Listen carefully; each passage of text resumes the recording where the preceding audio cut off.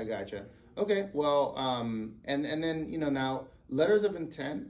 For those of you who are not familiar with them, they're not considered a binding contract. Nope. So it's basically like a really firm handshake. Like we're just putting in writing on paper some basic terms that we can agree on, and they'll be back and forth. And usually the advantage of doing a letter of intent for, let's say, the landlord at least, and the tenant would have the same I would advantage. argue the same advantage. Is that you don't necessarily need an attorney for that portion of it, because we can kind of talk through the basic terms of what we can agree on and make sure that we're on the same page there. And once we are, then if everyone is in agreement on that letter of intent, the next phase is for typically the landlord will then put together a lease with their attorney based on the terms that was agreed upon in the letter of intent.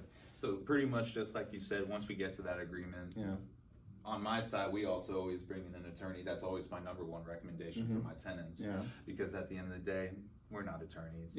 So we always bring in an attorney on our end. We have them go ahead and check it through, and even after we've come to agreement on the LOI,